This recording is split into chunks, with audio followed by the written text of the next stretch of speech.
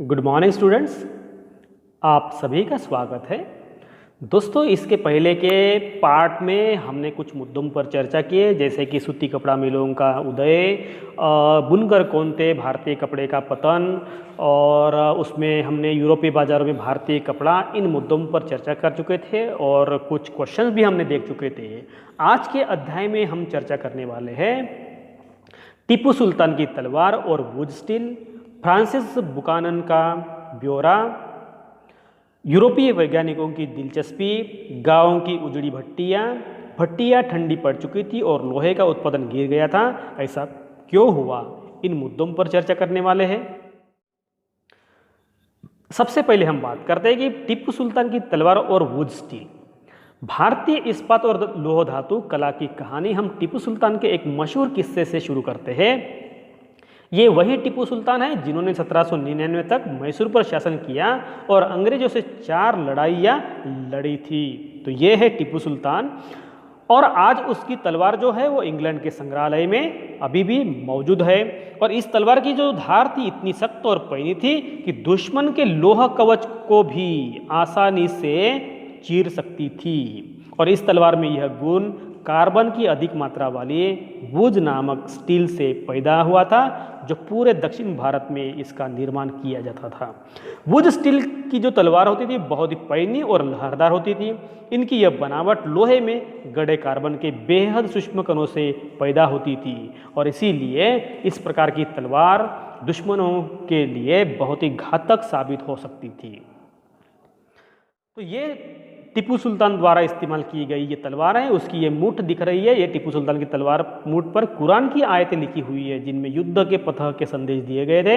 और अगर हम देखेंगे तो ये शेर का सिर भी मूठ के निचले सिरे की तरफ दिखाई देता है, ये शेर का। तो फ्रांसिस बुकानन का ब्यौरा क्या कहता है कि वुड स्टील के बारे में।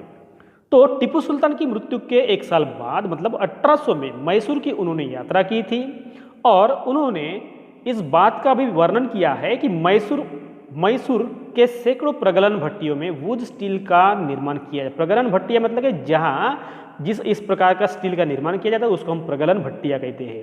और इन भट्टियों में लोहे के काट कोयले के साथ मिलाकर मिट्टी की छोटी छोटी हांडियों में रख दिया जाता था और बाद में तापमान में जटिल उतार चढ़ाव को नियंत्रित करते हुए प्रगालक इस्पात की सिल्लियाँ तैयार करते। सिल्लियाँ मतलब जिसको हम क्या बोलते हैं, लोहे के रॉड वगैरह या सलाखें बोलते हैं, इस प्रकार सिल्लियाँ तैयार कर लेते थे और बाद में इसका उपयोग भारत के साथ साथ पश्चिमी और मध्य एशिया में तलवार बनाने के लिए किया जाता था।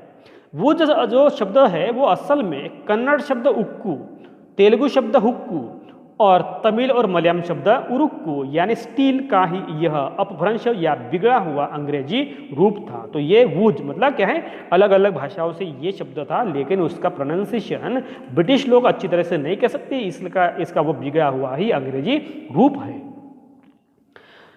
अभी ये वुड स्टील में कुछ यूरोपीय वैज्ञानिकों ने भी भारी दिलचस्पी दिखाई दी है। कैसे देखिए, भारतीय वुड स्टील जो है वो यूरोपीय वैज्ञानिकों को काफ़ी आकर्षित किया था, क्योंकि इसमें जो विश्वविख्यात वैज्ञानिक है और बिजली और विद्युत चुंबकत्व का आविष्कार करने वाले जो माइकल फैराडे नामक वैज्ञानिक है, उन्होंने भारतीय वुड स्टील की विशेषताओं का अध्ययन करने के लिए 4 साल बिताया था। और भारत पर अंग्रेजों की जीत के साथ ही यहाँ का तलवार और हथियार उद्योग बाद में समाप्त हो गया था।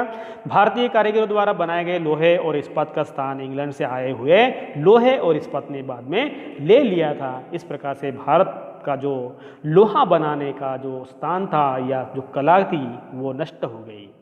गांव की उजड़ी भट्टियाँ, अभी हम देख रहे हैं कि भारत में इस प्रकार का लोहा बन जाता था कि जो दुनिया में बहुत ही प्रसिद्ध होता था, लेकिन ब्रिटिशों की कुछ नीति और उनकी योजना के कारण या उनके बर्ताव के कारण यहाँ का व्यवसाय ठप्प होने लगा था।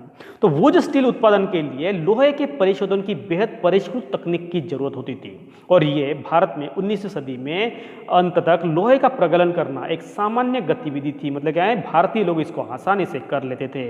तो ये जो केंद्र थे बिहार और मध्य भारत के हर एक जिले में प्रगालक कारीगर थे जो लोहा बनाने का काम करते थे। लोह अयस्क के स्थानीय भंडारों हथियारों का इस्तेमाल करते थे और इसी लोहे से कारखानों में दैनिक इस्तेमाल के जो औजारे होते थे या साधन होते थे वो बना लेते थे।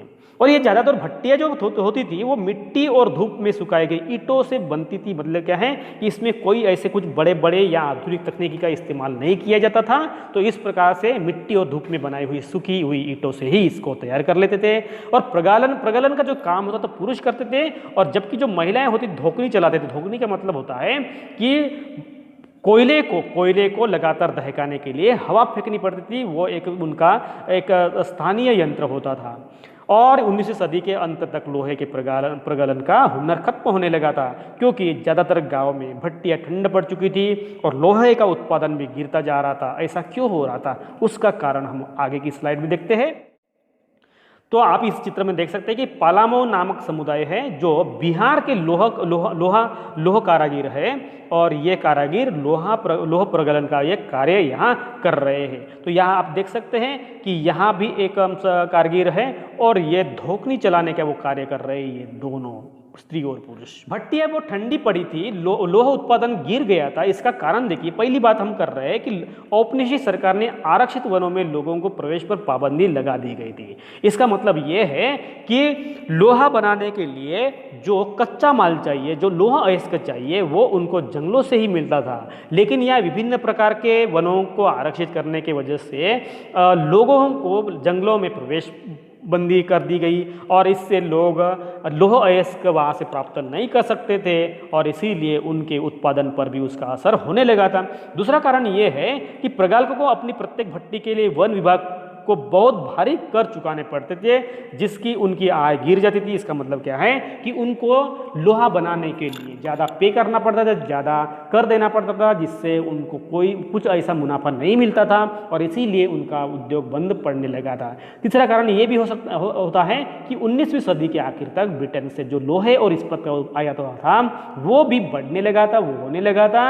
इसका असर ये हो गया है कि भारतीय लोहार भी घरेलू बर्तन और औजार बनाने के लिए आयातित, मतलब क्या, ब्रिटेन से आया हुआ लोहे का ही इस्तेमाल करते थे। तो भारत में जो लोहा बन रहा था उसका उत्पादन बहुत ही कम हो गया था या ना के बराबर हो रहा। दोस्तों, आप इस चित्र में देख सकते हैं कि मध्य भारत का एक गांव है जहां लोह प्रगल्भ का एक अगरिया समुदाय रहता था। वो समुदाय स्पेशली लोहा बनाने का ही कार्य करते थे। तो दोस्तों, इस तरह से हमने यहाँ देख चुके हैं कि गांव जो टीपू सुल्तान की तलवार और वुड स्टील, गांव की उजड़ी भट्टियाँ, और ये भी हमने देखे हैं कि भारत में लोहा व इस्पात की जो भट्टियाँ होती थी वो ठंडी क्यों पड़ी है, इसका हमने जिक्र कर चुके हैं। इसी अध्याय का हम चौथा हिस्सा नेक्स्ट वीडियो में देखते हैं।